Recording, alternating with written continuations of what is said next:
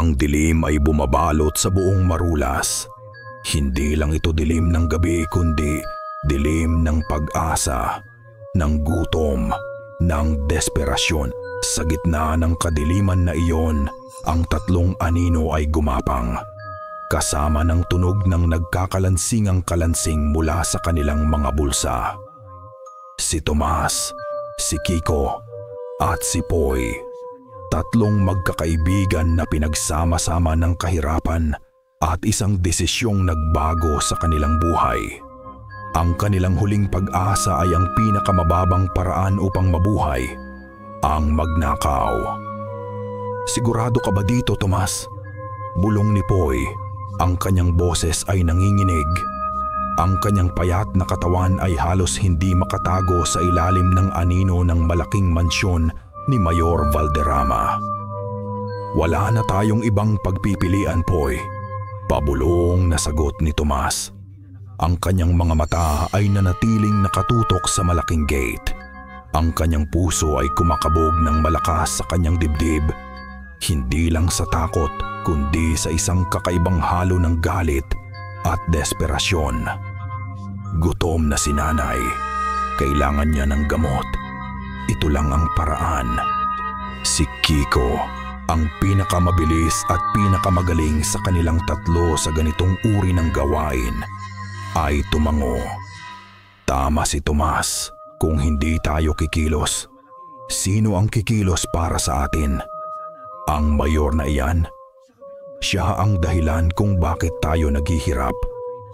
Sa likod ng mga salita ni Kiko, may matinding galit sa sistema, sa korupsyon at sa inhustisya na bumabalot sa kanilang bayan. Para sa kanya, hindi lang ito pagnanakaw, kundi isang uri ng paghihiganti. Gumapang sila sa likuran ng mansyon. Pilit na iniiwasan ang bawat security light, ang bawat kaluskos ng dahon, ang bawat huni ng kuliglig ay tila isang babala. Naramdaman ni Tomas ang lamig ng hangin na humahaplos sa kanyang batok at sa isang iglap tila may bumulong sa kanyang tainga. Isang tinig na hindi niya maintindihan, ngunit puno ng kasamaan. "Sino yan?" bulong ni Tomas. Lumingon sa kanyang likuran. "Wala," bulong ni Kiko, na ngayon ay nasa pader na ng mansyon. "Guni-guni mo lang yan. Nagiging paranoid ka lang." Ngunit alam ni Tomas na hindi ito guni-guni. Mayroong isang bagay na kakaiba sa hangin ngayong gabi. May bigat, may presensya. Matapos ang ilang minuto ng pagpaplano, nakapasok sila sa loob ng mansyon. Ang interior ay napakaganda at marangya. Puno ng mga kagamitan na hindi pa niya nakita sa kanyang buong buhay.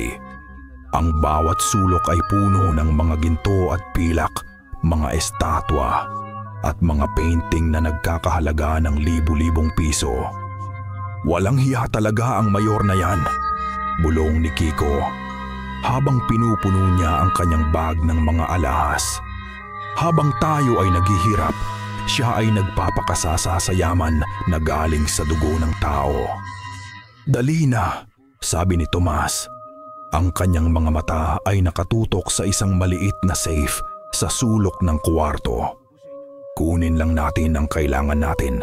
Pagkatapos, umalis na tayo."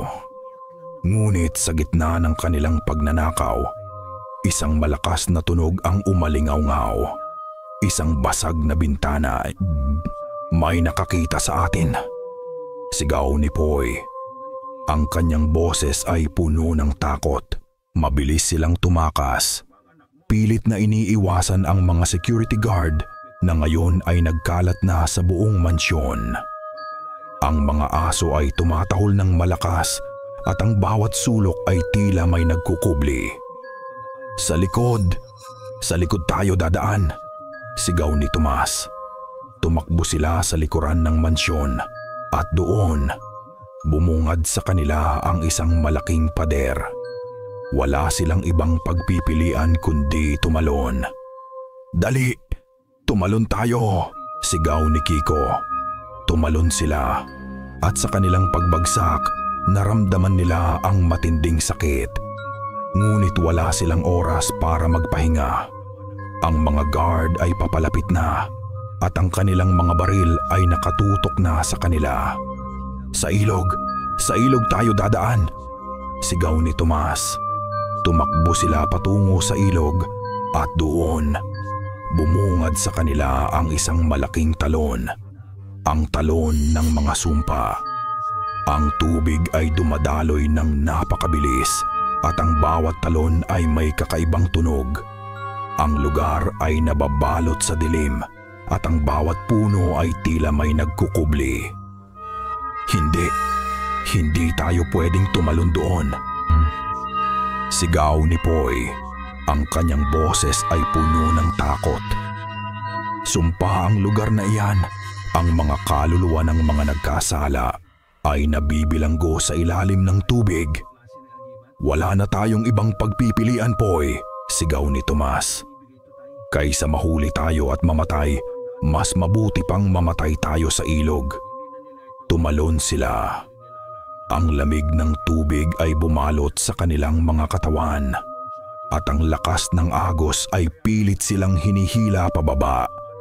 Naramdaman ni Tomas ang isang matinding lamig at sa isang iglap tila may humawak sa kanyang paa. Isang kamay na malamig at malakas. Pilit siyang lumaban, pilit na umahon. Ang kanyang baga ay halos sumabog na. Ngunit sa bawat galaw niya, mas lumalakas ang hila. At sa isang iglap, naramdaman niya ang isang matalim na sakit sa kanyang pulso. Sa wakas, nakahinga sila. Nakalabas sila sa ilog at huminga ng malalim. Ang kanilang mga katawan ay pagod, ngunit sila ay ligtas. Nagawa natin, bulong ni Kiko. Ang kanyang boses ay basag. Ngunit ang kanilang pagkalugod ay hindi nagtagal. Naramdaman ni Tomas ang matinding sakit sa kanyang pulso.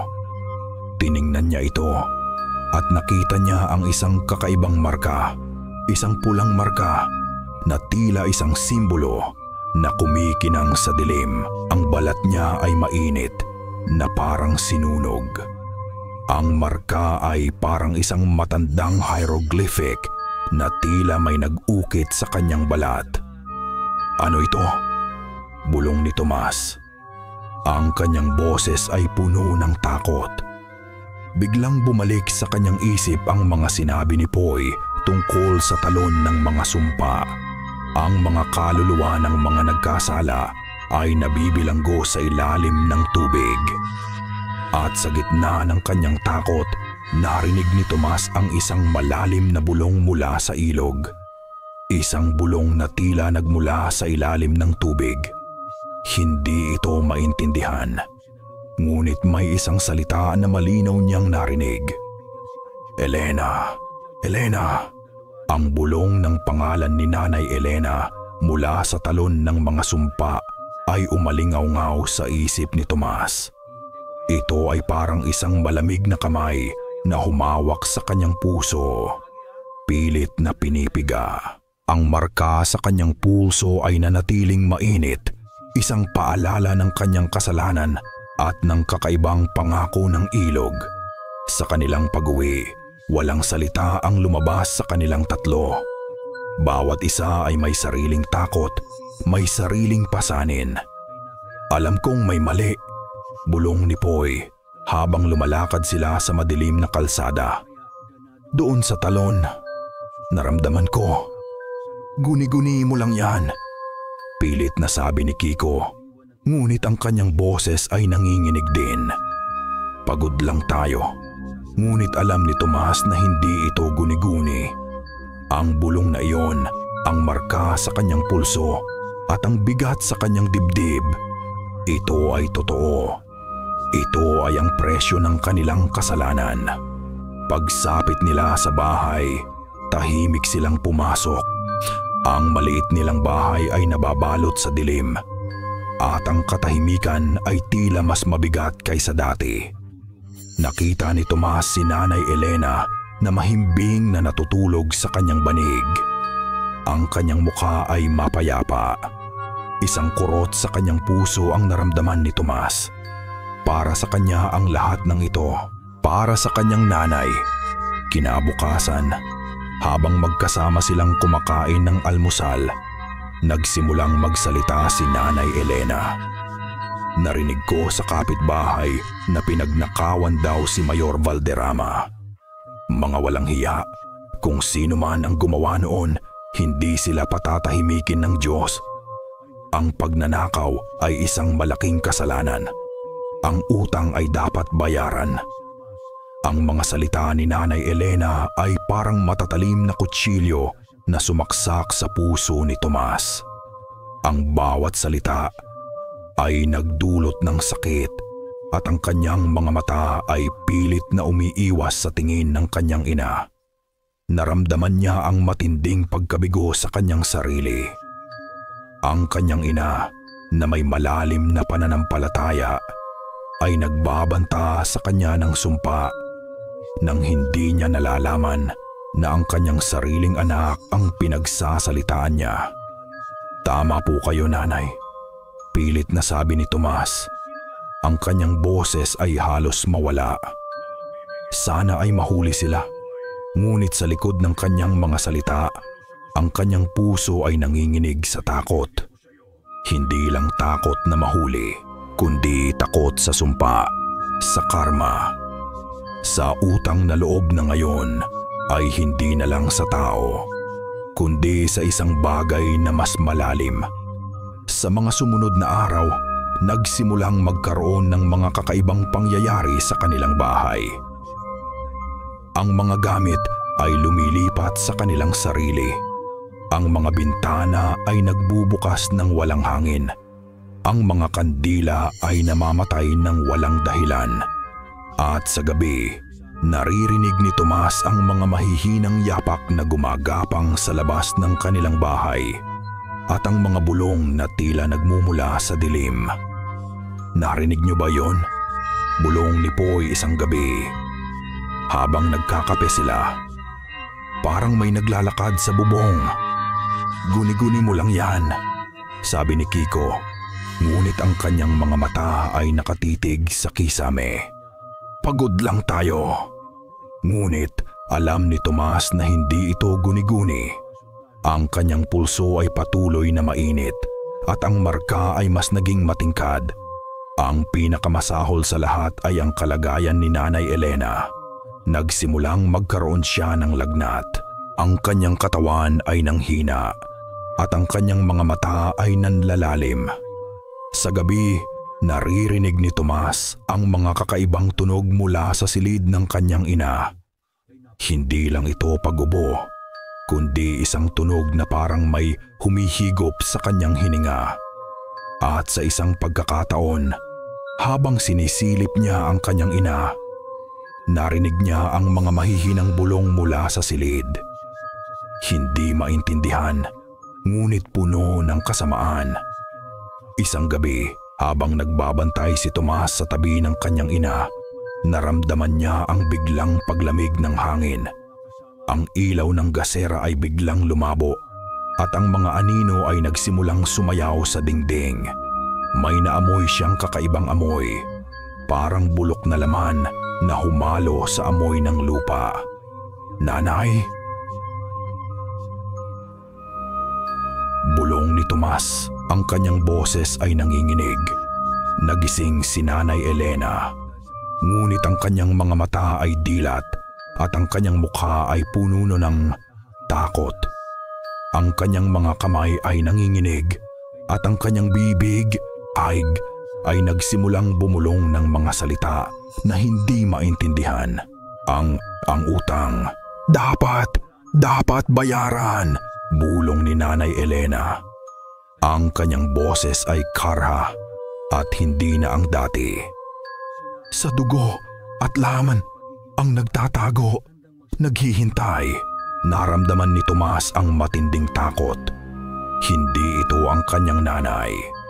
Ito ay isang bagay na iba. Ang mga salita ay tila hindi nagmumula sa kanya, kundi sa isang bagay na mas malalim, mas masama. Ang kanyang ina ay sinasapian. Niyakap ni Tomas ang kanyang ina ng mahigpit, pilit na pinipigilan ang luha. Ang kanyang nanay ay naghihirap at alam niya na siya ang dahilan.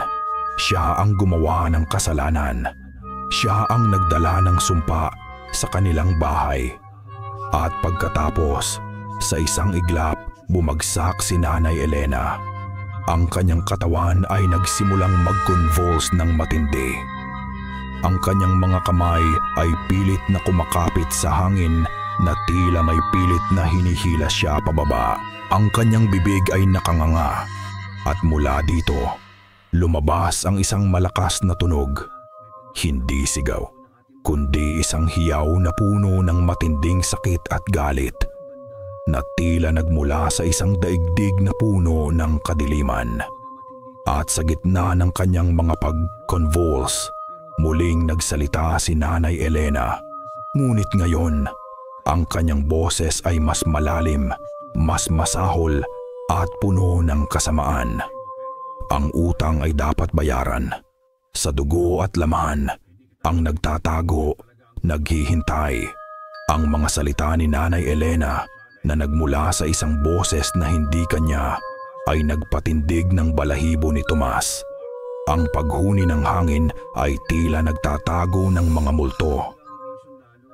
At ang kanyang pulso ay mas lumakas ang init kasabay ng pag-igting ng marka.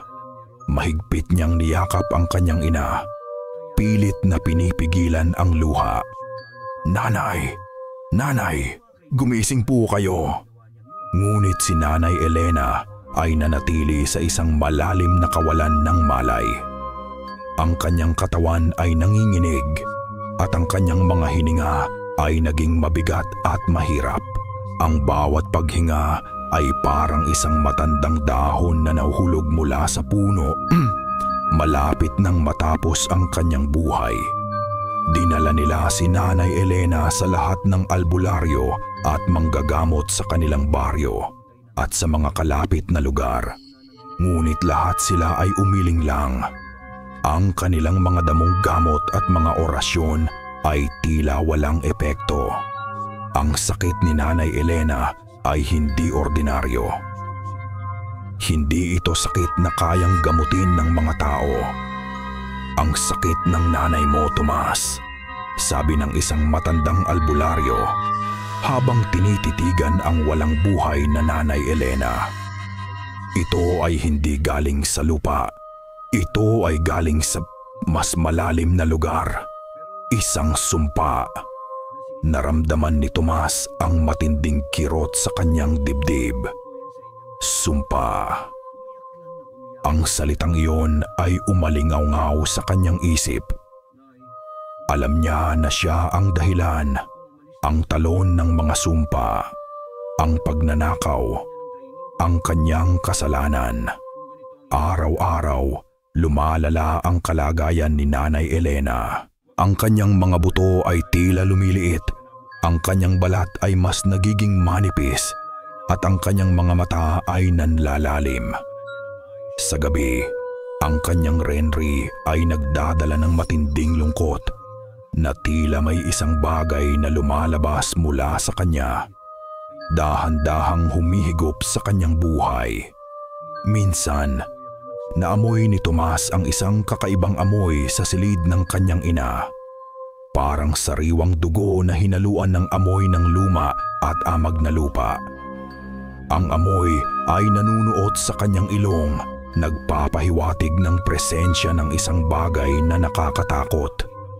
Isang hapon, habang nag-iisa si Tomas sa labas, puno ng pagkabigo at kalungkutan, isang matandang lalaki ang biglang lumitaw sa kanyang tabi. Hindi niya alam kung saan nanggaling. Ang matanda ay may puting buhok, kulubot ang balat, at ang kanyang mga mata ay matatalim, tila may nakikita na hindi nakikita ng ordinaryong tao. Si Ka Elias. Ang matandang iyon ay kilala sa baryo sa kanyang mga kakaibang kwento at propesiya. "Nakita ko ang iyong paghihirap, binata. sabi ni Ka Elias. Ang kanyang boses ay malalim at nagdadala ng bigat ng mga taon. Ang iyong nanay, binabayaran niya ang utang na hindi niya hiniram. Nagulat si Tomas. Paano nalaman ni Ka Elias ang tungkol sa utang?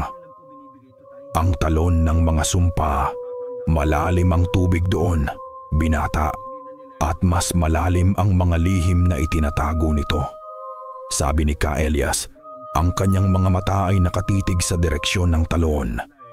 Ang sino mang lumabag sa mga lumang batas, ang sino mang kumuha ng hindi sa kanya, ay magbabayad. Hindi lang sa sarili niya, kundi sa kanyang dugo. Naramdaman ni Tomas ang matinding panginginig. Ang kanyang pulso ay biglang naging mas mainit. Ang marka ay tila nagliliyab. Ang Mayor Valderrama, ang kanyang pamilya ay may matandang utang sa isang diwata, isang engkanto na naninirahan sa kagubatan. Ang engkanto na iyon ay tinatawag na ang nagtatago. Siya ang tagabantay ng mga kasunduan, ng mga utang, at ang sino mang magnakaw mula sa pamilya Valderrama ay hinahabol ni ang nagtatago, hindi para sa pera, kundi para sa kaluluwa. At sa mga pinakamamahal sa kanya, paliwanag ni Ka Elias, ang kanyang boses ay puno ng babala. Wala na bang pag-asa?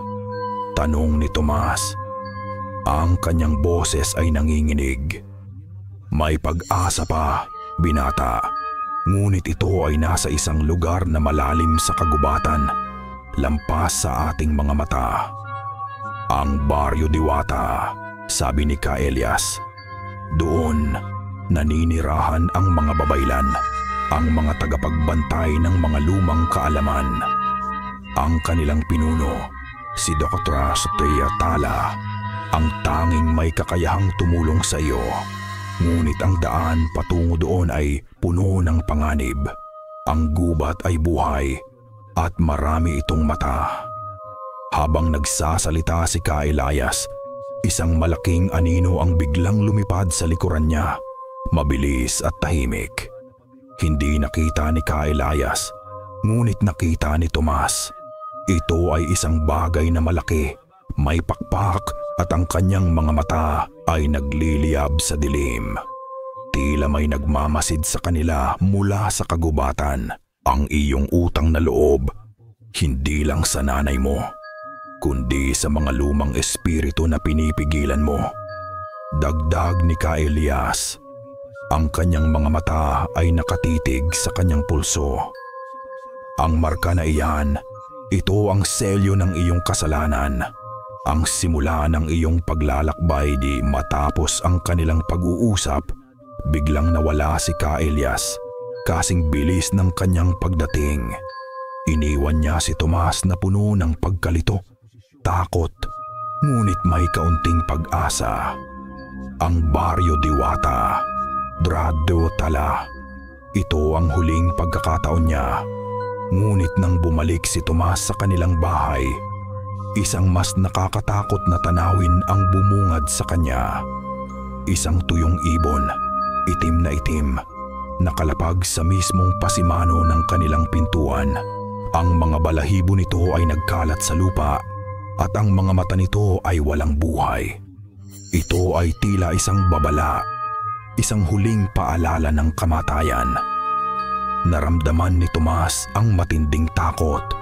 Ngunit bago pa siya makakilos, narinig niya ang isang nakakapanindig balahibong tunog mula sa loob ng bahay.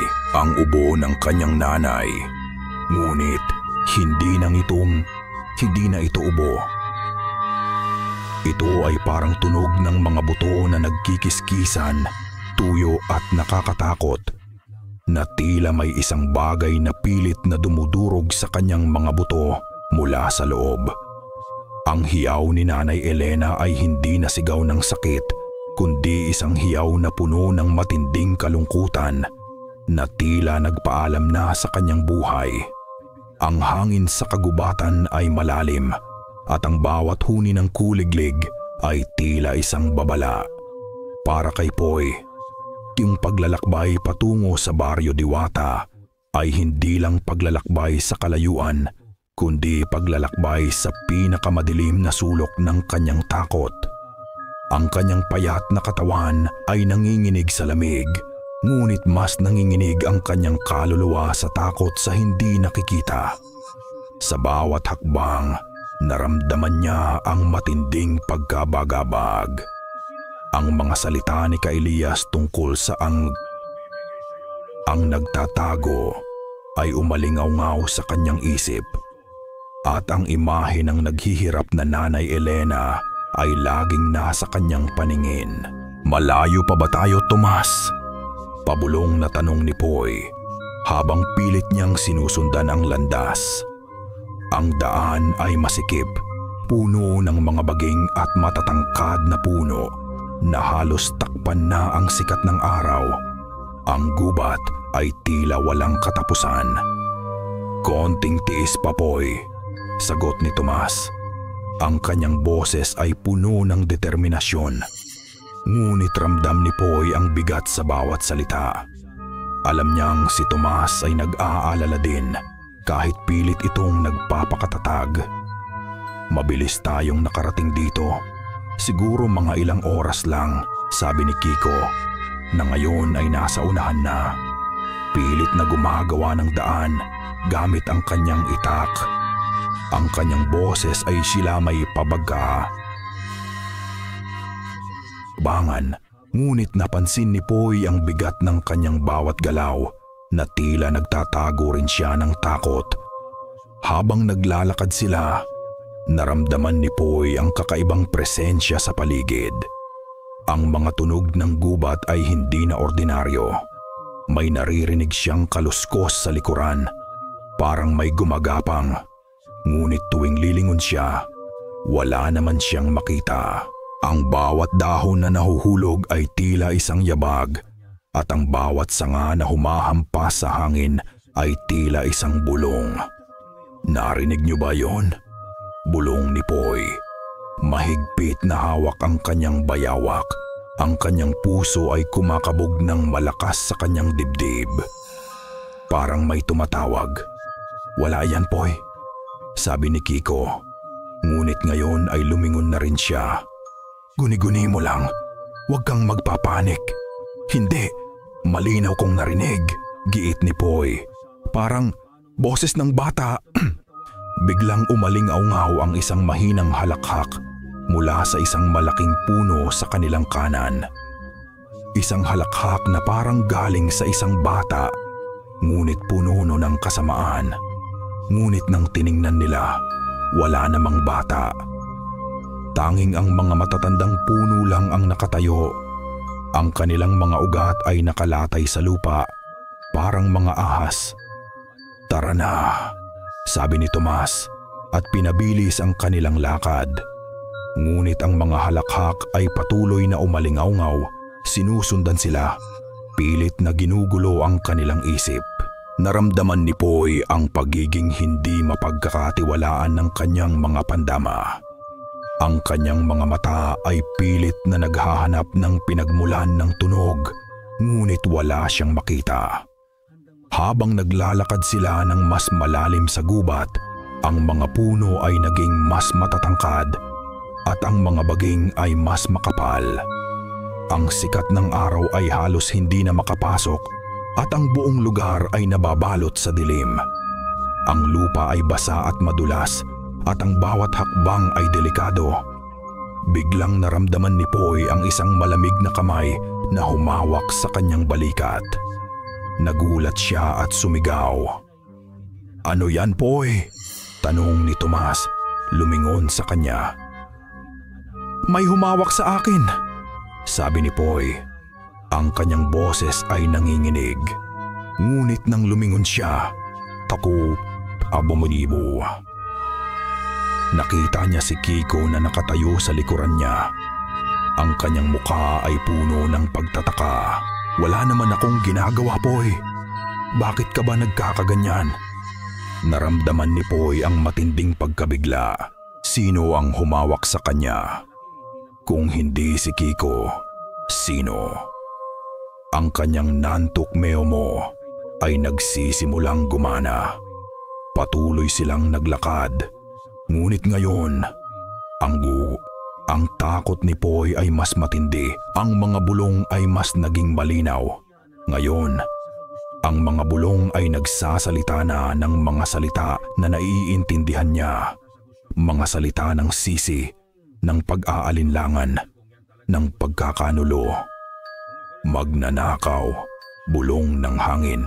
May utang ka sa dugo at laman. Hindi! Bulong ni Poy, pilit na itinataboy ang mga boses. Hindi ako magnanakaw. Hindi ko ginusto yon. Ngunit ang mga boses ay patuloy na umalingaw-ngaw. Mas malakas, mas agresibo. Kiko, Tomas, niloloko ka lang nila. Bulong ng hangin. Iiwan ka nila para sa sarili nilang kaligtasan. Nagsimulang maghinala si Poy sa kanyang mga kaibigan. Totoo ba ang mga sinasabi ng boses? Posible ba na sila ay iiwanan siya? Ang kanyang takot ay unti-unting nagiging pagkamuhi. Tama na, sigaw ni Poy. Ang kanyang boses ay puno ng galit. Lumabas kayo. Sino kayo? Biglang tumahimik ang gubat. Wala nang halakhak ng bata. Wala nang bulong ng kasamaan.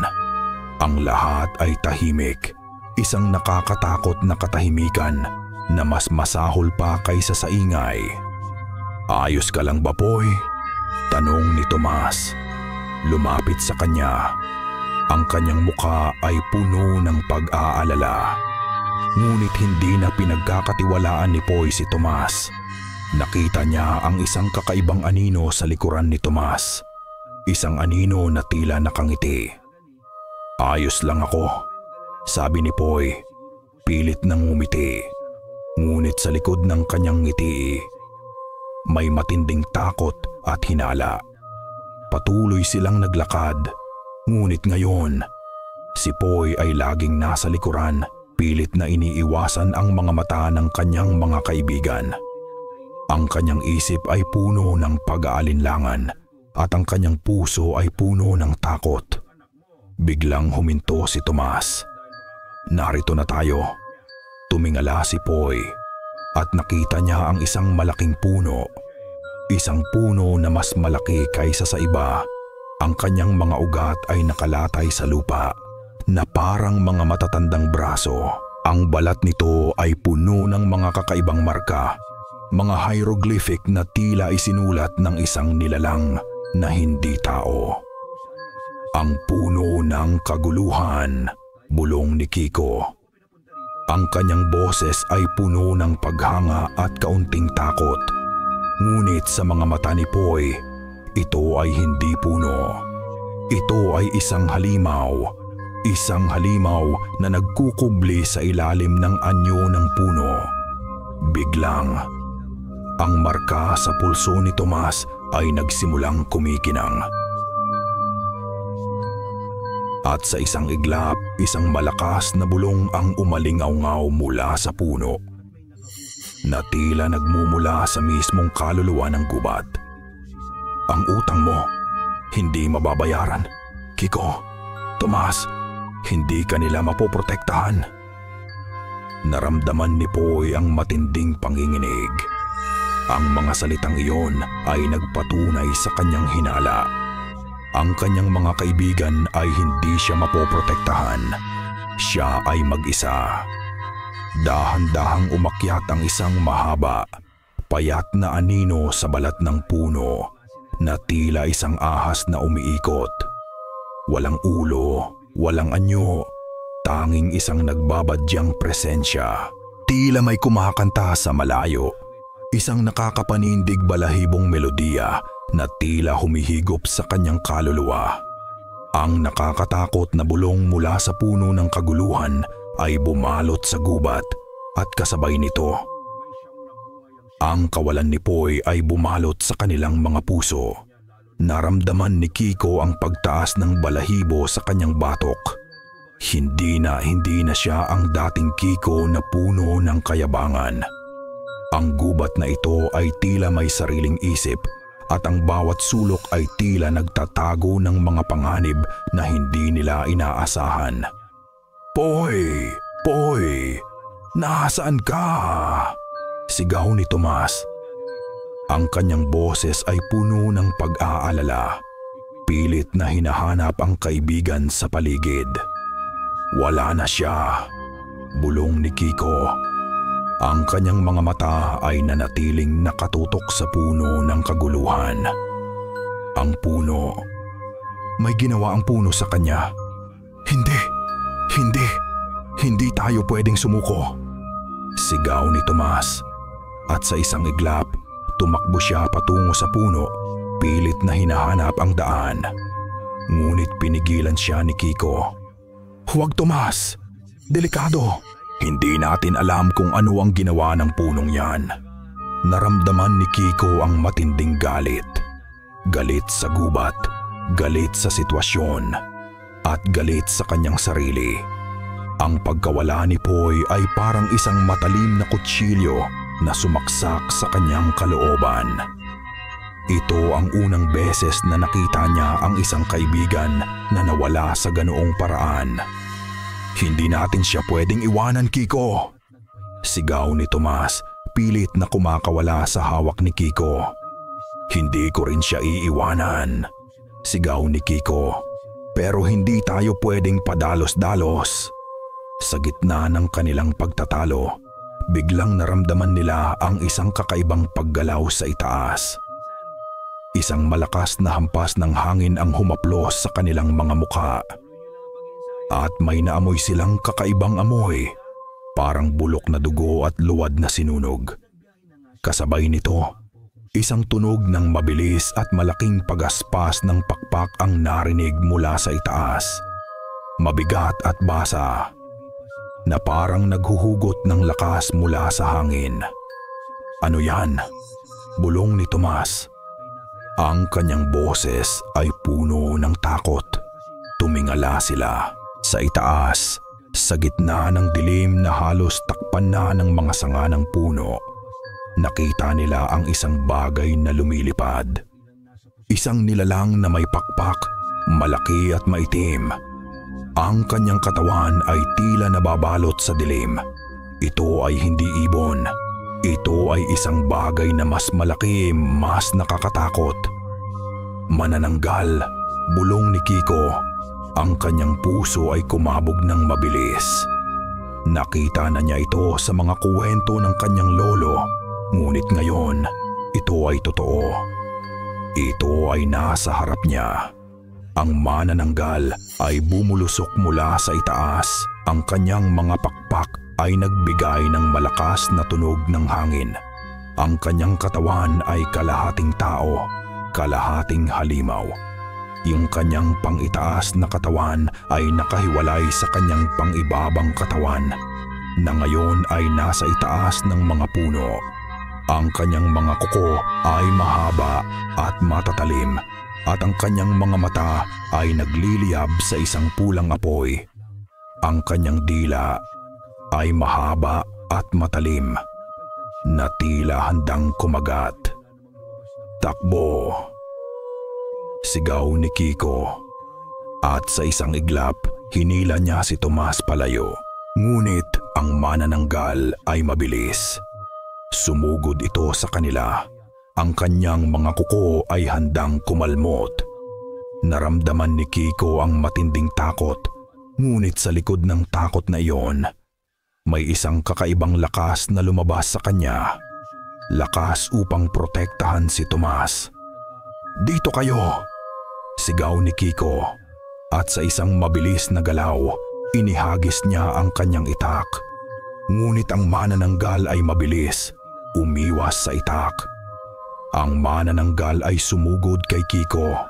Ang kanyang dila ay nakalabas, handang humigop ng dugo. Naramdaman ni Kiko ang matinding init na nanggagaling sa nilalang. At ang amoy ng bulok na dugo ay nanuot sa kanyang ilong. Sa isang iglap, pumikit siya. naghihintay ng kamatayan. Ngunit bago pa siya maabot, naramdaman ni Kiko ang isang bagay na nagliyab sa kanyang kamay. Ang anting-anting na ibinigay ni Tomas sa kanya. Isang maliit na kahoy na inukitan ng krus at mga sinaunang simbolo ay biglang nag-init. Nang idilat niya ang kanyang mga mata, nakita niya ang manananggal na huminto. Ang mga pulang mata ng manananggal ay nakatitig sa anting-anting. Hindi ito galit. Ito ay isang bagay na iba. Isang halo ng sakit at pagtataka. Ngunit ang pagtataka na iyon ay hindi nagtagal. Ang manananggal ay nagsimulang gumalaw muli. Ang kanyang mga kuko ay handang sumugod. Ngunit ngayon, ang kanyang mga galaw ay mas mabagal, mas mahina. Anong nangyayari? Bulong ni Tomas na ngayon ay nasa tabi na niya. Hindi ko alam. Bulong ni Kiko. Ang kanyang puso ay mabilis na kumabog. Sa isang iglap, inihagis ni Kiko ang anting-anting sa manananggal. Tumama ito sa dibdib ng nilalang. Isang malakas na hiyaw ang umalingaw-ngaw mula sa manananggal. Isang hiyaw na puno ng matinding sakit, hindi ng galit. Ang kanyang katawan ay nagsimulang magliyab sa itim na usok at ang kanyang pangitaas na katawan ay dahan-dahang bumagsak. Ngunit bago pa ito tuluyang mawala, ang manananggal ay nagsalita. Ang kanyang boses ay basag at puno ng pighati. Hindi ito ang boses ng isang halimaw, kundi boses ng isang babae. Ang utang, doble na, Tomas, at isa pa, ang nawala. Nagulat si Kiko. Ang mga salitang iyon ay umalingaw-ngaw sa kanyang isip. Ano ang ibig sabihin nito? Doble na? Sino ang nawala? Ang manananggal ay tuluyang nawala sa dilim, nag-iiwan ng isang amoy ng bulok na laman at sulfur. Ang anting-anting ay bumagsak sa lupa at nang hawakan ni Kiko, naramdaman niya ang matinding init. Ang kahoy ay may bitak na at ang mga simbolo ay tila kumukupas. Narinig mo ba yon, Tomas? Tanong ni Kiko. Ang kanyang boses ay nanginginig. Ang utang, doble na at isa pa ang nawala. Napatingin si Tomas sa kanya. Ang kanyang mukha ay puno ng pagkabigla. Sino ang nawala? At anong ibig sabihin ng doble na utang?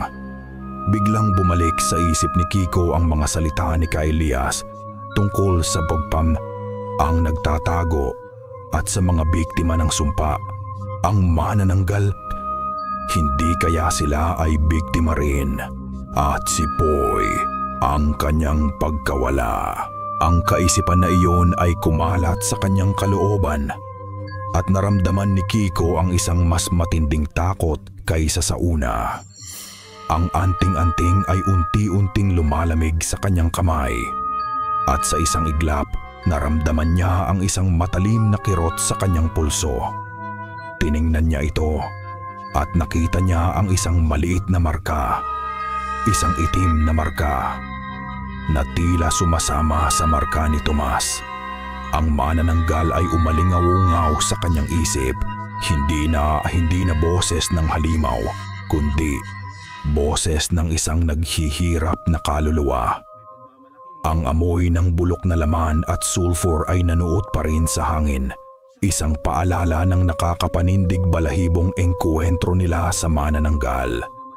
Nanginginig pa rin ang mga kamay ni Kiko at ang marka sa kanyang pulso, kahit mahina, ay tila naglalaban ng lamig. Para kay Tomas, ang pagkawala ni Poy at ang kakaibang mensahe ng manananggal ay nagdulot ng mas malalim na takot. Hindi na lang ito tungkol sa pera o sa sumpa. Ito ay tungkol sa mga buhay na nawawala at sa isang utang na tila lumalaki. Dito na tayo, Tomas. Bulong ni Kiko. Ang kanyang boses ay basag. Ang gubat ay unti-unting lumilinaw at sa di kalayuan, nakita nila ang isang bakod na gawa sa matutulis na kahoy at baging. Sa bawat poste ng bakod, may nakasabit na iba't ibang uri ng anting-anting. Mga tuyong dahon, maliliit na buto at mga balahibo ng ibon na kumikislap sa umaga. Ang hangin ay tila bumubulong ng mga lumang dasal habang dumadaan sa mga anting-anting. Nagbibigay ng kakaibang tunog na tila nagsasabi ng isang lihim. Baryo Diwata, bulong ni Tomas. Ang kanyang puso ay kumakabog ng malakas. Ang lugar ay may kakaibang aura, isang halo ng kapayapaan at misteryo. Pagkalipas ng ilang sandali, lumabas mula sa gitna ng mga puno ang dalawang babae. Ang kanilang mga kasuotan ay gawa sa hinaba ni hiki ang mata sa hinabing hibla ng puno at may mga balahibo ng ibon. Ang kanilang mga mukha ay seryoso at ang kanilang mga mata ay matatalim na tila sanay sa pagmamasid sa dilim. Hawak nila ang mga sibat na pinalamutian ng mga kakaibang simbolo. Sino kayo? At ano ang pakay nyo sa Baryo Diwata? Tanong ng isa sa mga babae. Ang kanyang boses ay matatag at puno ng autoridad. Ikinuwento ni Tomas ang kanilang paghihirap, ang sakit ng kanyang nanay, at ang kanyang paghahanap kay Dr. Tala. Habang nagsasalita siya, naramdaman niya ang malamig na tingin ng mga babae. Tila binabasa nila ang bawat lihim sa kanyang kaluluwa. Matapos ang kanilang paliwanag, iginaya sila ng mga babae patungo sa gitna ng baryo. Ang Baryo Diwata ay hindi kasing laki ng kanyang inaasahan, ngunit ito ay puno ng buhay. Ang mga kabahayan ay yari sa kahoy at kawayan, ngunit ang bawat isa ay may kakaibang ganda. Ang mga halaman ay nagsisikip sa paligid at ang mga tunog ng mga ibon ay nagbibigay ng katahimikan. Ngunit sa bawat sulok, may mga anting-anting at buwahumen na nakasabit, isang paalala ng mga panganib na nakatago sa labas. Dinala sila sa isang malaking kubo na yari sa pinagsama-samang bato at kahoy. Ang ilaw sa loob ay mahina at ang hangin ay puno ng amoy ng tuyong dahon, insenso, at isang kakaibang amoy na tila galing sa lupa. Sa gitna ng kubo, nakaupo ang isang matandang babae. Ang kanyang buhok ay puting-puti at ang kanyang mga mukha ay puno ng kulubot, ngunit ang kanyang mga mata ay matatalim at malalim na tila nakakakita sa pinakaloob ng iyong kaluluwa. Si Dr. Tala. Pumasok kayo mga binata, sabi ni Dr. Tala. Ang kanyang boses ay malalim at kalmado na tila nagmula sa mismong gubat. Inaasahan ko kayo. Nagulat si Tomas. Paano nalaman ni Dr. Tala ang tungkol sa kanila? Ang gubat ay may mga mata at ang mga hangin ay may mga tainga, sabi ni Dr. Tala na tila nabasa ang kanyang iniisip. Narinig ko ang inyong paghihirap, naramdaman ko ang inyong kasalanan, at narinig ko ang kanyang hiyaw. Tiningnan ni Dr. Tala ang pulso ni Tomas kung saan naroon ang pulang marka. Dahan-dahan niyang inabot ang kanyang kamay at hinawakan ang marka. Naramdaman ni Tomas ang isang matinding lamig na tila may kuryenteng dumaan sa kanyang katawan. Ang marka ay nagsimulang mag-init at ang kanyang isip ay napupuno ng mga imahe ng talon ng mga sumpa, ng manananggal at ng naghihirap na Nanay Elena. Ang sumpa ng ang nagtatago, bulong ni Doktora Tala. Ang kanyang mga mata ay nakatitig sa marka. Matagal na itong namamayani sa lupaing ito. Ang pamilya Valderrama, sila ang nagsimula nito. Ang kanilang pagnanasa sa kapangyarihan ay nagdulot ng isang kasunduan sa isang engkanto ng dilim. Ang sino mang kumuha ng hindi sa kanila ay magbabayad. Hindi lang sa pera, kundi sa kaluluwa at sa dugo ng kanilang pinakamamahal. Naramdaman ni Tomas ang matinding panginginig. Ang lahat ng sinabi ni Ka Elias ay totoo. Ang kanyang kasalanan ay nagdulot ng sumpa at ang sumpa ay ngayon ay kumakain sa buhay ng kanyang nanay. Pero paano po namin siya maililigtas? Tanong ni Tomas. Ang kanyang boses ay puno ng desperasyon. Tiningnan ni Dr. Atala si Tomas ng matalim. Ang iyong nanay, binabayaran niya ang utang na hindi niya hiniram. Ngunit ang utang na iyan, Tomas, hindi lang sa Valderrama, kundi sa mas matandang kapangyarihan. Nagpatuloy si Dr. Atala sa kanyang paliwanag. Ang nagtatago ay hindi lang basta engkanto, siya ang tagabantay ng balanse. Ang kasunduan sa pamilya Valderrama ay nagbibigay sa kanya ng karapatang kumuha ng kaluluwa mula sa sinumang lumabag sa kanila. Ang manananggal na nakita ninyo, sila ay biktima rin. Sila ay mga kaluluwa na hindi nakakabayad sa kanilang utang at ginamit ng ang nagtatago upang maging tagapamahala ng kanyang sumpa. Nagulat si Kiko. Kaya pala, kakaiba ang kilos nila.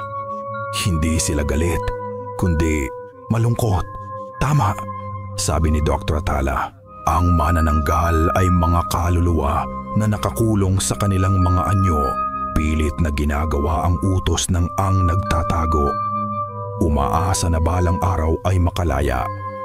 Ang lahat ay nagsimulang maging malinaw kay Tomas. Ang lahat ng nangyari, ang lahat ng paghihirap ay may koneksyon. Ang pagnanakaw ay hindi lang pagnanakaw. Ito ay paglabag sa isang sinaunang batas, isang kasunduan na mas malalim pa kaysa sa kanyang inaakala. Kailangan nating sirain ang sumpa, sabi ni Tomas, kahit ano pa ang kapalit. Tiningnan ni Dr. Atala si Tomas ng matalim. Ang kapalit ay napakalaki, binata. Ang pagbabayad ay hindi lamang sa salapi, kundi sa bahagi ng iyong kaluluwa. Ang iyong utang na loob ay hindi sa Valderrama, kundi sa mas matandang kapangyarihan. Naramdaman ni Tomas ang matinding panginginig. Isang bahagi ng kanyang kaluluwa. Ano ang ibig sabihin nito? Upang mailigtas ang iyong nanay, Tomas, patuloy ni Dr. Atala, kailangan mong harapin ang nagtatago. Siya ay nasa isang lumang dambana na matagal nang nalimutan sa puso ng kagubatan. Doon, kailangan mong gawin ang isang sakripisyo. Isang sakripisyo na magpapalaya sa iyong nanay at magpapalaya sa lahat ng biktima ng sumpa. Ano pong klaseng sakripisyo? Tanong ni Tomas. Ang kanyang boses ay puno ng takot. Ngumiti si Dr. Atala, isang ngiti na hindi maipaliwanag. Iyan ay isang bagay na ikaw lamang ang makakatuklas, binata. Ngunit tandaan mo, ang pagbabayad ay hindi lamang sa salapi, kundi sa bahagi ng iyong kaluluwa. Ang iyong utang na loob ay hindi sa Valderrama, kundi sa mas matandang kapangyarihan. Pagkatapos, lumapit sa kanila ang isa sa mga babaeng mandirigma ng Baryo Diwata. Ang kanyang mukha ay seryoso at ang kanyang mga mata ay puno ng babala. Minsan, pabulong niyang wika. Ang boses ay halos hindi marinig. Ang pagpapalaya ay mas masakit kaysa sa sumpa, Tomas. Maghanda ka sa hindi mo inaasahan. Ang mga salita ni Doktora Tala ay umalingaw-ngaw sa isip ni Tomas. Pilit na gumagawa ng bagong landas sa kanyang pag-iisip. Ang pagbabayad na hindi lang sa salapi, kundi sa bahagi ng kaluluwa. Ang utang na loob na hindi sa pamilya Valderrama, kundi sa mas matandang kapangyarihan. At ang manananggal, sila ay mga biktima rin. Ang lahat ng kanyang inakala ay mali. Ang lahat ng kanyang pinaniniwalaan ay nababaliktad. Hindi ko po maintindihan, Dodre. Tala, pabulong na wika ni Tomas. Ang kanyang boses ay nanginginig sa pagkabigla. Ang manananggal, sila po ay mga halimaw. Paano po sila naging biktima? Ang kasaysayan, binata, ay hindi laging totoo, sabi ni Doktora Tala. Ang kanyang mga mata ay nanatiling nakatutok kay Tomas. Maraming lihim ang nakabaon sa lupa at ang mga kwento ay madalas na ginagamit upang takpan ang mga katotohanan. Ipinaliwanag ni Dr.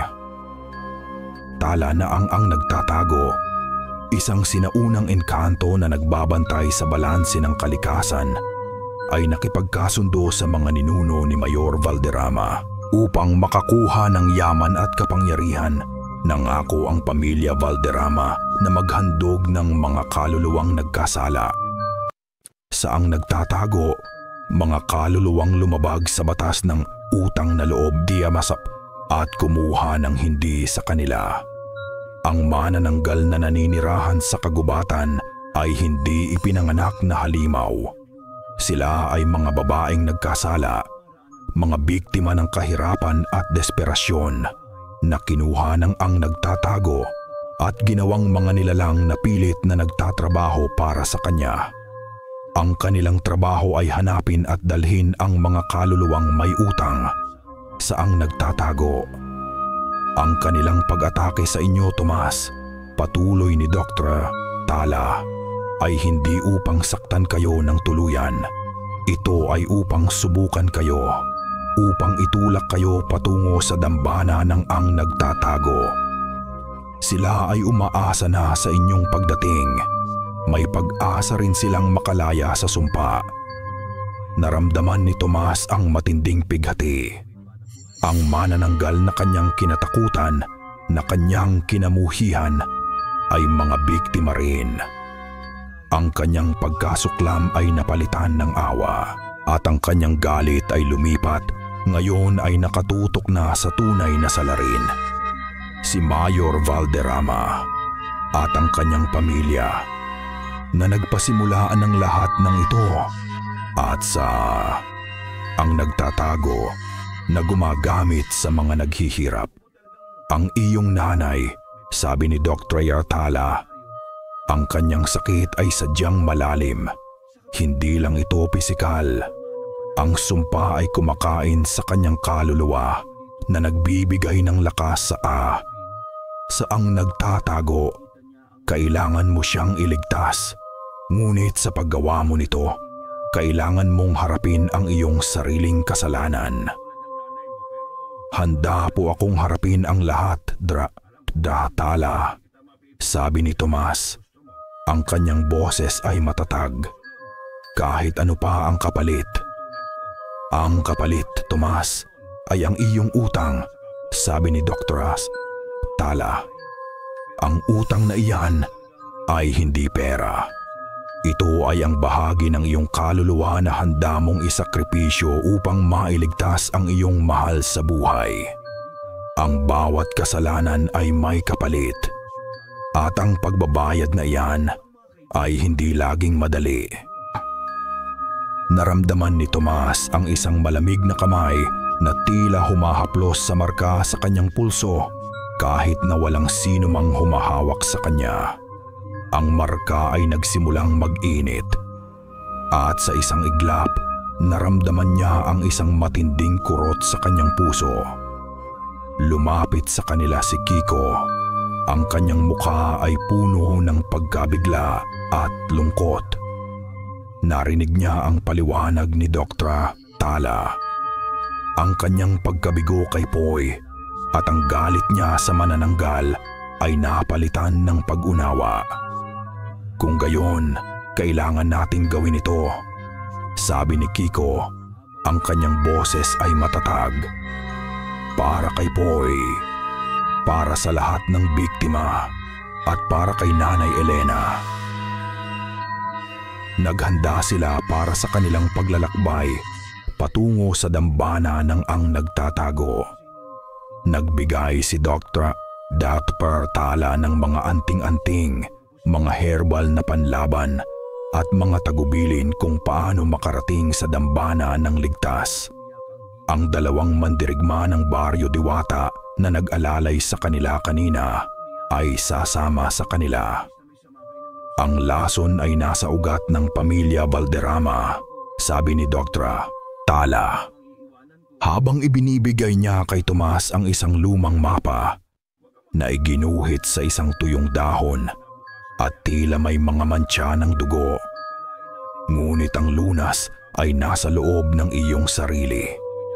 At sa pagharap sa iyong pinakamadilim na takot, ang mapa ay hindi ordinaryo. Ang mga linya ay tila gumagalaw at ang mga simbolo ay nagliliyab sa isang madilim na liwanag. Ano po ang mangyayari kung hindi namin makita ang dambana? Tanong ni Tomas. Kung hindi mo ito makikita, Tomas, sabi ni Dr. Yartala, hindi ka pa handa. At ang iyong nanay, ang kanyang kaluluwa ay patuloy na maghihirap. Habang paalis na sila, isa sa mga babaeng mandirigma na nagngangalang Maya ay lumapit kay Tomas. Ang kanyang mga mata ay puno ng lungkot, ngunit mayroon din itong kakaibang pag-asa. Minsan, pabulong niyang wika. Ang boses ay halos hindi marinig. Ang pagpapalaya ay mas masakit kaysa sa sumpa, Tomas. Maghanda ka sa hindi mo inaasahan. Naglakad sila patungo sa kagubatan. Ang bawat hakbang ay may bigat ng pag-asa at takot. Naramdaman ni Tomas ang isang matinding bigat sa kanyang dibdib. Ang paglalakbay na ito ay hindi lang upang iligtas ang kanyang nanay. Ito ay upang harapin ang kanyang sarili, ang kanyang kasalanan, ang kanyang utang, at ang kanyang pinakamadilim na takot. Habang naglalakad sila ng mas malalim sa gubat, isang malalim na tunog ang umalingaw-ngaw mula sa itaas. Hindi ito tunog ng manananggal na nagbabanta. Ito ay isang tunog ng paghihirap, isang renri na puno ng pighati. Tila may kumakanta sa malayo. Isang nakakapanindig balahibong melodiya na tila humihigop sa kanyang kaluluwa na nagdadala ng mga alaala ng mga naghihirap na kaluluwa. Ang bawat hakbang ni Poy ay tila isang tinik na tumutusok sa kanyang talampakan. Hindi lang ang lupang baku-bako ang dahilan, kundi ang bigat ng kanyang konsensya at ang patuloy na bulong ng Ang Nagtatago sa kanyang isip. Ang gubat ay naging isang buhay na bangungot. Ang mga puno ay tila may mga mata. Ang mga dahon ay tila bumubulong ng mga lihim. At ang bawat ugat na nakausli sa lupa ay tila isang kamay na humahawak sa kanyang paa. Sigurado ba tayo rito, Tomas? Pabulong na tanong ni Poy. Ang kanyang boses ay nanginginig. Ang kanyang mga mata ay pilit na tinitingnan ang paligid, umaasa na makita ang anumang palatandaan ng panganib. Kailangan nating magtiwala kay Dr. Tala, Poy, sagot ni Tomas. Ang kanyang boses ay puno ng pagod, ngunit may matinding determinasyon. Ito lang ang paraan upang mailigtas si nanay. Si Kiko ay nasa unahan, kasama ang dalawang mandirigma ng Baryo Diwata, si Maya at si Lena. Ang kanilang mga mukha ay seryoso at ang kanilang mga mata ay matatalim, laging nagmamasid sa paligid. Ang kanilang mga sibat ay nakahanda at ang kanilang mga galaw ay mabilis at tahimik na tila sanay na sanay sa dilim ng gubat. Ang gubat na ito ay puno ng mga ilusyon, sabi ni Maya. Ang kanyang boses ay kalmado ngunit puno ng babala.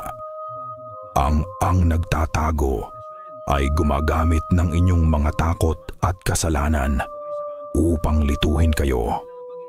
Huwag kayong maniwala sa anumang nakikita o naririnig ninyo. Ngunit para kay Poy, ang mga salita ni Maya ay tila walang kabuluhan.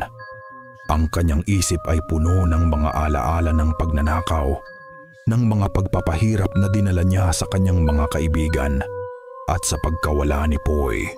Sa bawat puno nakikita niya ang mukha ng isang naghihirap na kaluluwa. Ang kanilang mga mata ay puno ng sisi. Magnanakaw, bulong ng hangin na tila nagmumula sa lahat ng direksyon. Ang iyong utang, hindi mababayaran. Kinuha mo ang hindi sa iyo. Tama na, bulong ni Poy. Pilit na tinatakpan ang kanyang mga tainga. Wala akong kasalanan.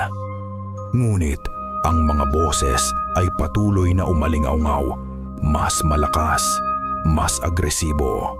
Naramdaman ni Poy ang isang malamig na kamay na humahaplos sa kanyang balikat. At sa isang iglap, naramdaman niya ang isang matalim na sakit sa kanyang dibdib. Lumingon siya ngunit wala siyang makita. Tanging ang mga matatandang puno lang ang nakatayo. Ang kanilang mga sanga ay tila mga kamay na humahawak sa kanya. Tomas, Kiko, narinig niyo ba yon? Bulong ni Poy. Ang kanyang boses ay nanginginig. Wala kaming naririnig, Poy, sabi ni Kiko. Lumingon sa kanya. Ang kanyang mukha ay puno ng pag-aalala. Ayos ka lang ba? O Idino, sabi ni Poy. Pilit nang umiti. Ngunit ang kanyang puso ay puno ng takot. Hindi siya pinaniniwalaan ng kanyang mga kaibigan. Ang mga boses na yon ay para lang sa kanya. Habang naglalakad sila ng mas malalim sa gubat, ang mga ilusyon ay naging mas malakas. Nakikita ni Poy ang mga anino ng kanyang nakaraan. Ang mukha ng Mayor Valderrama. Ang kanyang mga mata ay puno ng puot na tila nagbabanta sa kanya. Ang mukha ng kanyang pamilya na puno ng pagkabigo at kalungkutan. Ang utang mo, lumalaki. Bulong ng hangin at sa isang iglap, nakita ni Poy ang kanyang sarili sa loob ng isang bahay. Hindi ito ang bahay nila. Ito ay isang magandang bahay. Puno ng mga kagamitan na hindi niya inakala na makikita sa kanyang buhay. Ang kanyang mga kamay ay puno ng pera at ang kanyang mga mata ay puno ng saya. Dito, Poy, bulong ng isang tinig na matamis parang musika. Dito, walang takot, walang utang, walang Tomas, walang Kiko. Tanging ikaw lamang. Ang lahat ng yaman na ito ay sa iyo. Hindi mo na kailangan ang mga kaibigan mo. Sila ay pabigat lamang. Naramdaman ni Poy ang matinding tukso. Ang isang buhay na walang takot, walang utang. Ang isang buhay na puno ng yaman at kapayapaan. Ito ang kanyang pinangarap. Hindi. Bulong ni Poy. Pilit na itinataboy ang ilusyon. Hindi ko pwedeng iwanan ang mga kaibigan ko. Hindi ko pwedeng kalimutan si Nanay Elena. Ngunit ang ilusyon ay matindi. Ang mga salita ay patuloy na umalingaw-ngaw. Pilit na ginugulo ang kanyang isip. Ang Nanay Elena mo, mamamatay siya. Bulong ng hangin. Wala kang magagawa. Kailangan mong tanggapin. Kailangan mong mabuhay para sa iyong sarili. Napaiyak si Poy. Ang kanyang puso ay nabiyak. Ang kanyang isip ay puno ng kaguluhan. Ang Nanay Elena, siya ang biktima. Bulong ng hangin. At ikaw ang salarin. Huwag kang magpapakabayani, Poy. Wala kang magagawa. Sa gitna ng kanyang paghihirap, naramdaman ni Poy ang isang matalim na sakit sa kanyang pulso. Tiningnan niya ito at nakita niya ang marka na ngayon ay mas naging maitim at tila kumakalat sa kanyang katawan. Ang sumpa, kinakain ka na, bulong ng hangin. Sumama ka na lang sa akin. Dito, walang sakit, walang utang. Ang ilusyon ay naging mas malakas.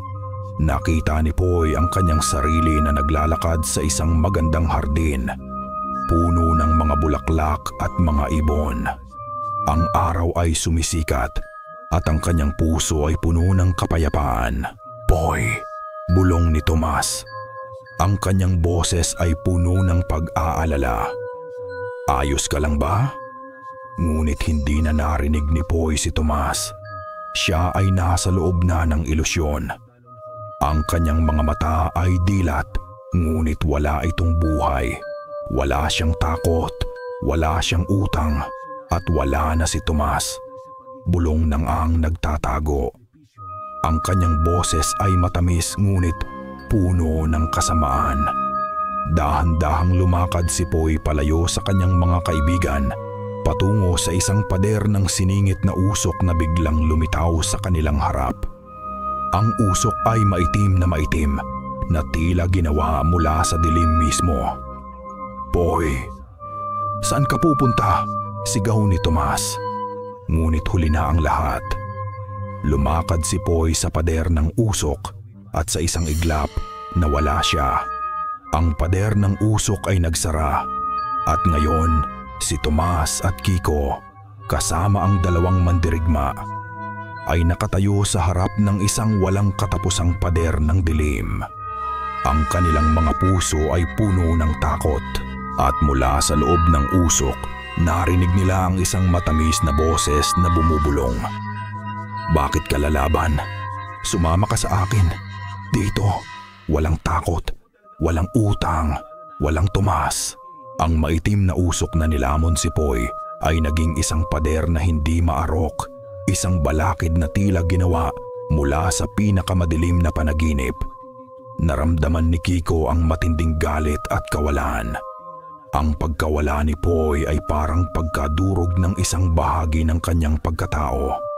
Ngunit wala silang oras para magdalamhati.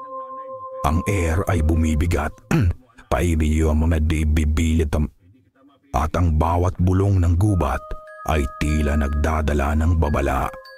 Poy! Sigaw ni Tomas. Pilit na dinudurog ang pader ng usok gamit ang kanyang mga kamay. Ngunit ang usok ay tila isang matigas na pader, hindi nagbibigay. Wala na siya, Tomas. Pabulong na wika ni Kiko. Ang kanyang boses ay puno ng pighati. Nilamon na siya ng ang nagtatago. Ang dalawang mandirigma ng Baryo Diwata, si Maya at si Lena, ay lumapit. Ang kanilang mga mukha ay seryoso at ang kanilang mga mata ay puno ng lungkot. Kailangan nating ipagpatuloy ang paglalakbay, sabi ni Maya. Ang kanyang boses ay kalmado, ngunit matatag. Ang dambana ay nasa kabilang dulo ng ilusyon. Kailangan nating sirain ang nagtatago upang mailigtas ang iba pang biktima. Dahan-dahan, binasag ni Maya ang pader ng usok gamit ang isang kakaibang awit at isang maliit na buhol ng tuyong dahon. Ang usok ay tila nagbigay daan at bumungad sa kanila ang isang lumang dambana. Ang dambana ay yari sa mga malalaking bato na nababalot sa lumot at baging.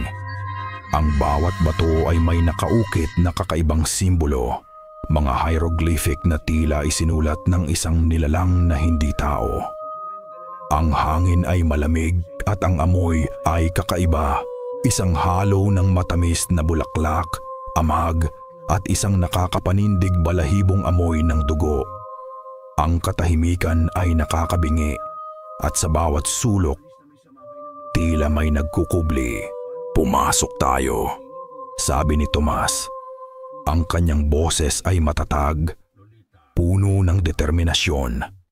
Sa kanilang pagpasok sa dambana, naramdaman ni Kiko ang isang matinding lamig na bumalot sa kanyang katawan. Ang kanyang pulso ay nagsimulang manginig at ang marka ay mas naging maitim. Ang mga bulong ay nagsimulang umalingaw-ngaw sa kanyang isip, mas malakas kaysa dati. "Ang iyong kasalanan, hindi ka makakatakas," bulong ng hangin.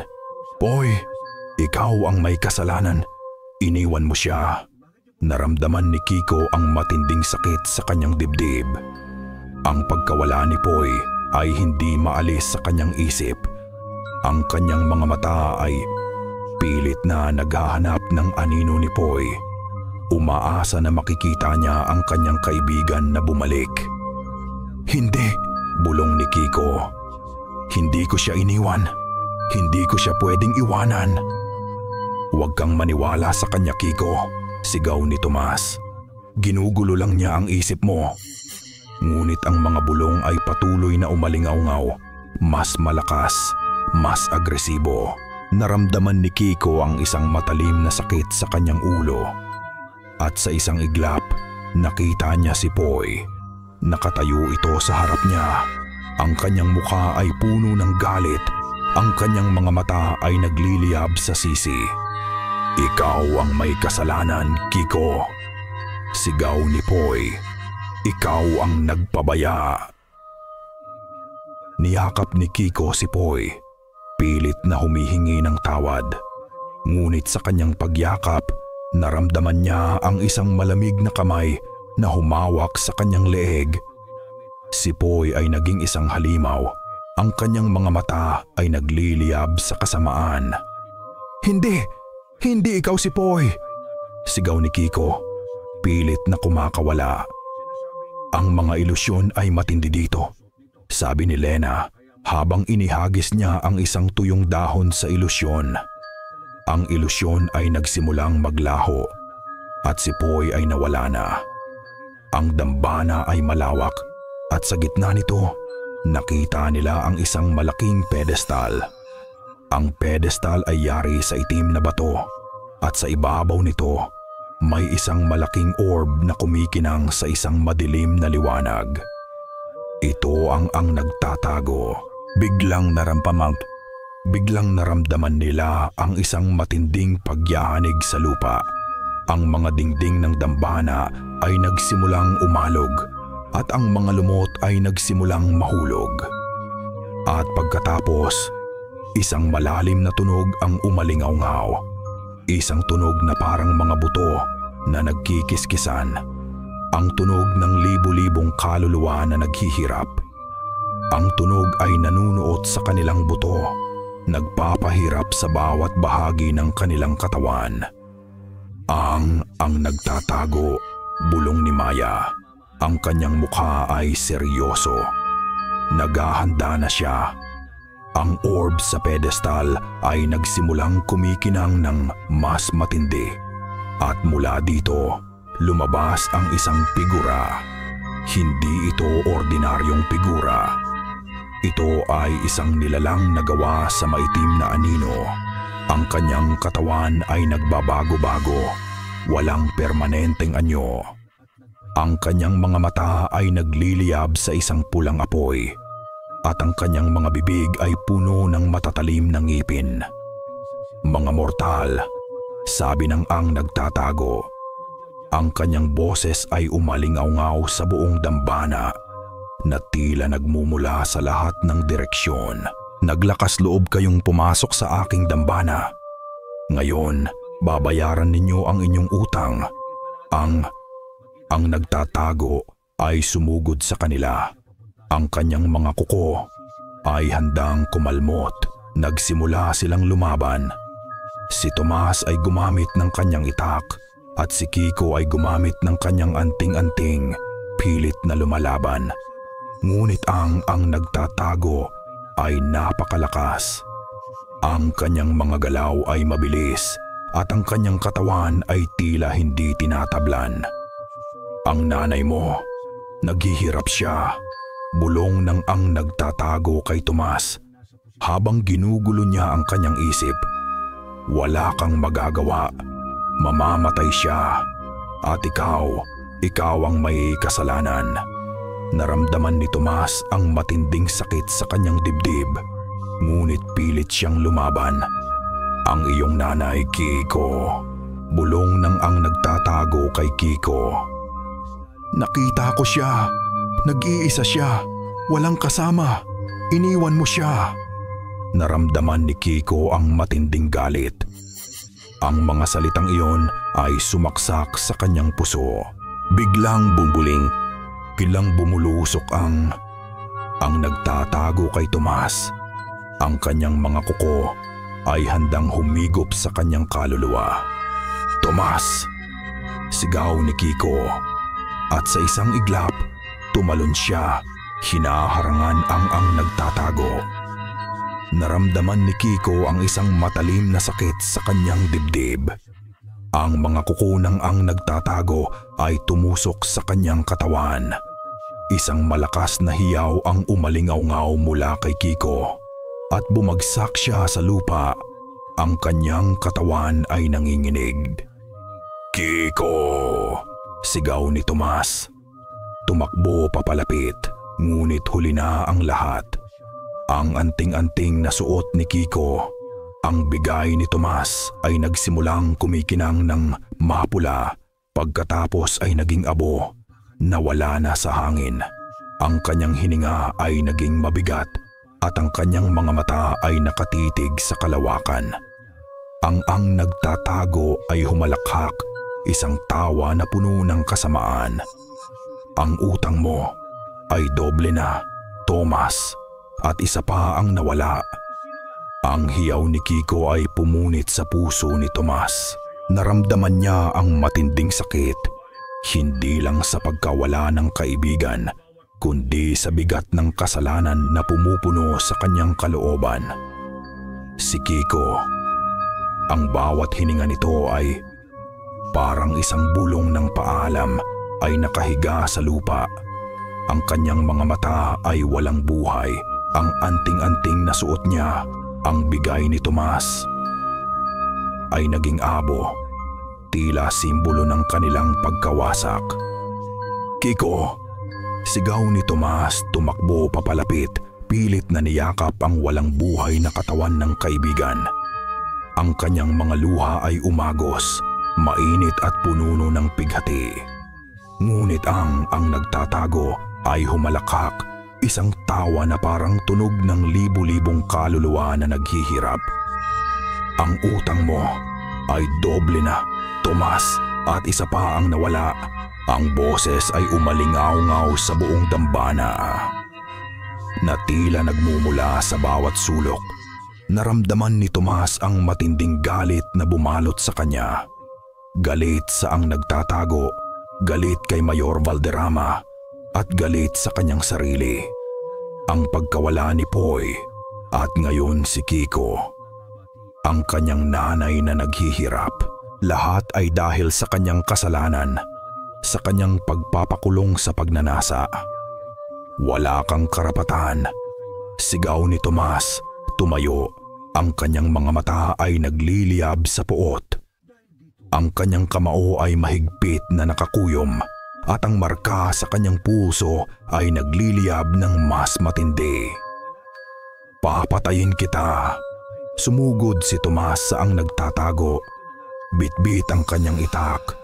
Ngunit ang nagtatago ay mabilis at ang kanyang katawan ay tila gawa sa anino, hindi tinatablan. Sa bawat hampas ni Tomas, ang nagtatago ay nawawala at lumilitaw sa ibang lugar, pilit na ginugulo ang kanyang isip. Ang iyong galit, Tomas, ay matamis. Bulong ng ang nagtatago. Ang kanyang boses ay malapit sa kanyang tainga na tila humihigop ng kanyang lakas. Ngunit ang galit na iyan ay magiging kapahamakan mo. Wala kang magagawa. Hindi mo o ako kayang talunin. Nagsimulang lumabas ang mga ilusyon sa paligid. Nakita ni Tomas ang kanyang nanay. Nakahiga sa banig, naghihirap. Ang kanyang mukha ay puno ng sakit. Sa likuran niya, nakita niya si Poy. Ang kanyang mukha ay puno ng sisi. Ang kanyang mga mata ay walang buhay. At sa tabi niya si Kiko. Ang kanyang katawan ay puno ng dugo. Ang kanyang mga mata ay nakatitig sa kawalan. Sila ang biktima mo, Tomas. Bulong ng ang nagtatago. Ikaw ang dahilan kung bakit sila naghihirap, kung bakit sila nawala. Ang iyong utang hindi mababayaran. Naramdaman ni Tomas ang matinding sakit sa kanyang dibdib. Ang mga salita ng ang nagtatago ay parang matatalim na karayom na tumutusok sa kanyang puso. Hindi totoo yan. Sigaw ni Tomas, pilit na itinataboy ang mga ilusyon. Ngunit ang mga ilusyon ay matindi. Ang mga boses ng kanyang nanay, ni Poy at ni Kiko ay nagsimulang umalingaw-ngaw, pilit na ginugulo ang kanyang isip. Magnanakaw, bulong ng kanyang nanay. Sinira mo ang ating buhay. Walang hiya, bulong ni Poy. Iniwan mo kami. Traitor, bulong ni Kiko. Ipinagkanulo mo kami.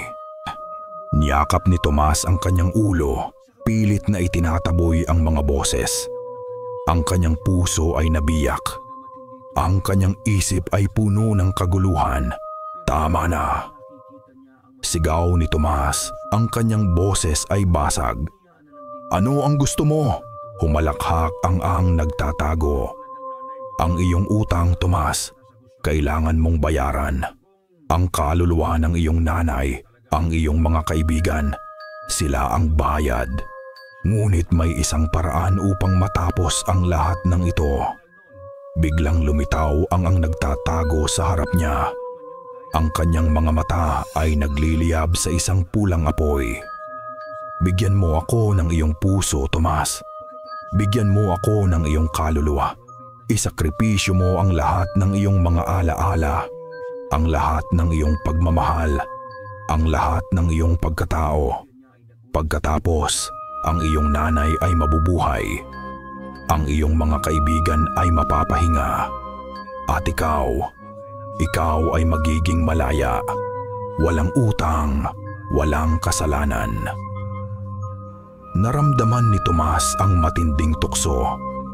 Ang isang buhay na walang utang. Ang isang buhay na walang kasalanan. Ang isang buhay na walang sakit. Ngunit ang kapalit, ang kanyang kaluluwa, ang kanyang pagkatao, ang kanyang mga alaala. Sa isang iglap, naramdaman ni Tomas ang matinding init sa kanyang pulso. Ang marka ay nagliliyab at sa isang iglap, nakita niya si Nanay Elena. Hindi na siya naghihirap. Ngayon, siya ay nakangiti. Isang ngiti na puno ng pagmamahal.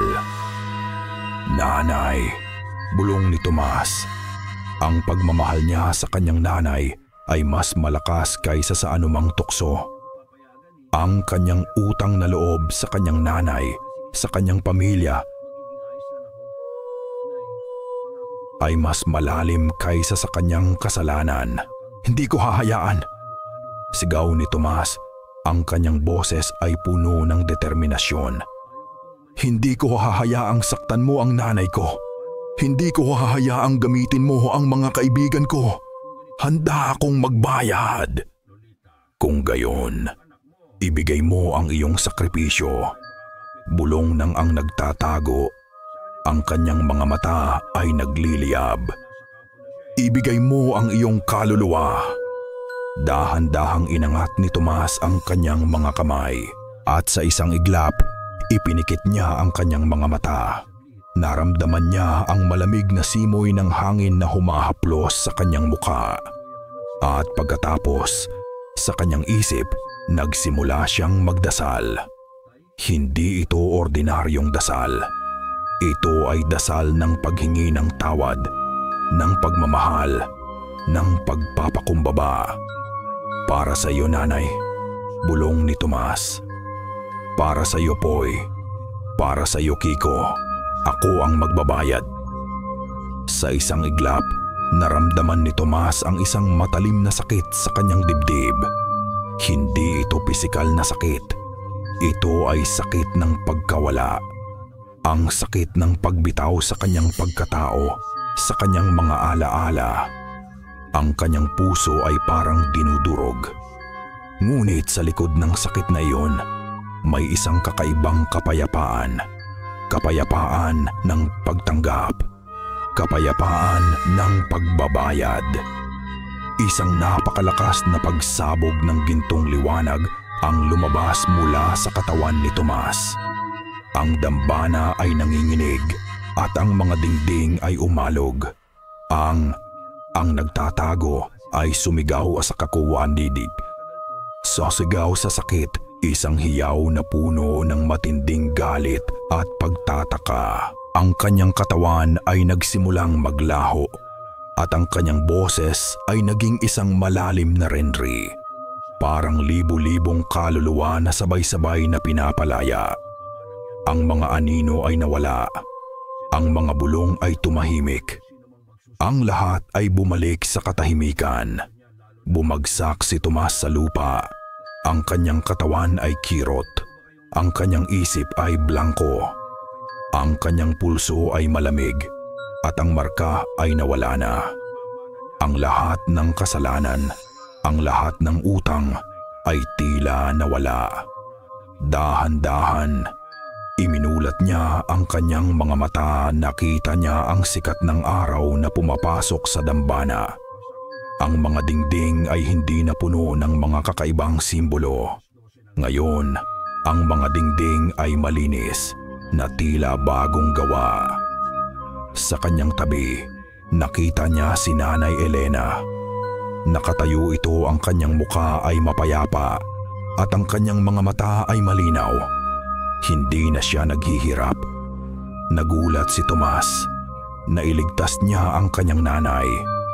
"Nanay!" bulong ni Tomas, pilit na tumayo. Ngumiti si Nanay Elena, isang ngiti na puno ng pagmamahal. Dahan-dahan siyang lumapit kay Tomas. Ngunit nang hawakan niya ang kanyang balikat, ang ngiti sa kanyang labi ay nagbago. May kakaibang tanong sa kanyang mga mata. "Sino ka, hiho?"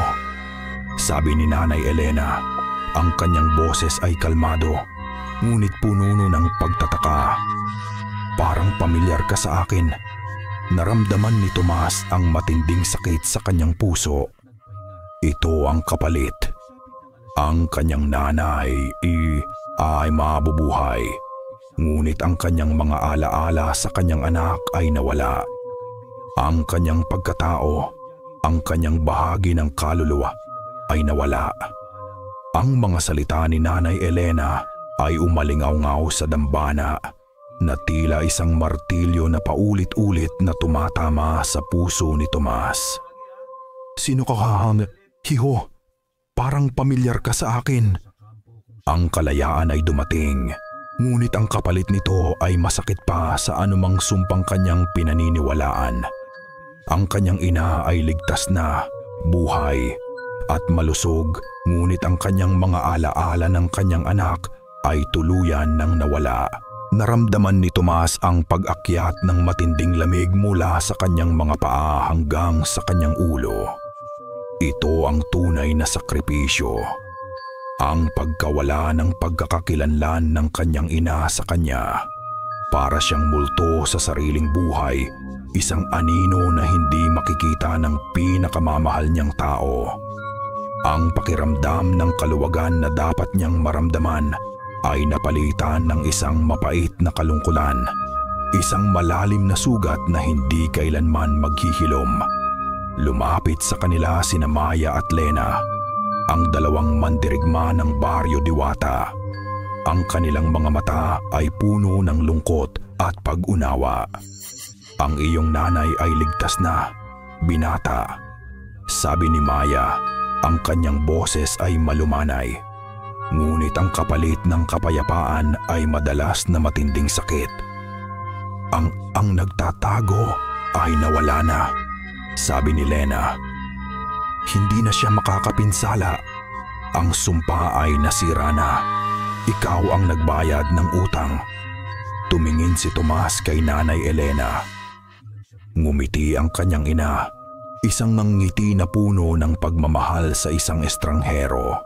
Ang ngiting iyon ay kumurot sa puso ni Tomas, isang paalala ng lahat ng nawala. Babalik na tayo sa Baryo Magdaraya, sabi ni Tomas. Ang kanyang boses ay basag. Kailangan niyang umalis sa dambana na ito, sa lugar na ito ng paghihirap at sakripisyo. Ang paglalakbay pabalik ay tahimik.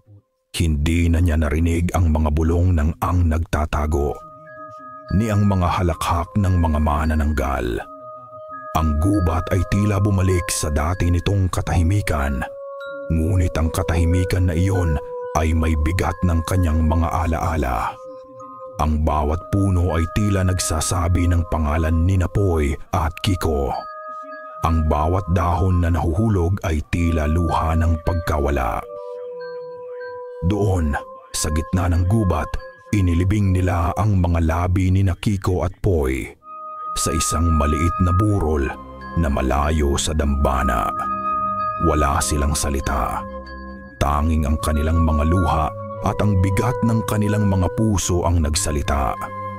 Ang kanilang utang na loob sa mga kaibigan ay hindi na mababayaran ng pera, kundi ng habambuhay na pagsisisi at pag-alaala. Pagdating nila sa Baryo Magdaraya, bumungad sa kanila ang isang payapang pamayanan. Ang mga tao ay nagagalak na makita silang ligtas. Ngunit para kay Tomas, ang kapayapaan na iyon ay isang ilusyon. Sa kanyang isip, ang lahat ay gumuho na. Sino sila, Tomas? Tanong ni Nanay Elena nang makita niya ang kanyang mga kapitbahay. Parang pamilyar sila sa akin. Dahan-dahang ngumiti si Tomas. Sila po ang mga kaibigan ko, Nanay, at ang mga kapitbahay natin.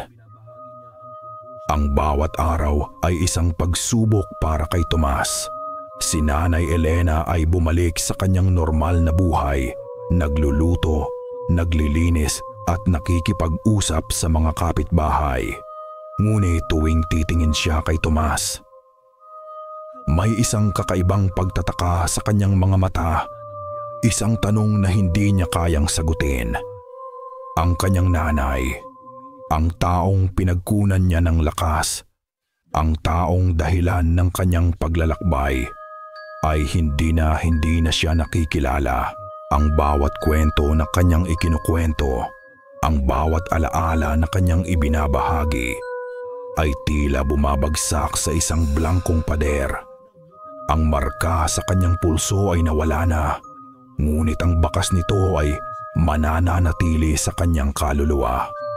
Ang utang na loob ay nabayaran na, ngunit ang presyo ay masakit. Ang kanyang sarili ay nagbago na ng tuluyan. Hindi na siya ang dating Tomas na puno ng pagnanasa at pag-asa. Siya ay naging isang tao na puno ng pagsisisi, ng lungkot at ng pagtanggap sa kanyang kapalaran. Tuwing gabi, habang nakaupo siya sa labas ng kanilang bahay, naramdaman ni Tomas ang lamig ng hangin. Ngunit hindi na ito lamig ng takot. Ito ay lamig ng kalungkutan. Narinig niya ang mga bulong ng hangin. Ngunit hindi na ito bulong ng kasamaan. Ito ay bulong ng nakaraan, ng mga alaala ni Napoy at Kiko, ng mga tawa at mga kwento nila. Ang kanyang nanay ay bumalik sa pagiging isang masayahin at masipag na ina. Ngunit ang kalungkutan ni Tomas ay nakaukit sa kanyang puso.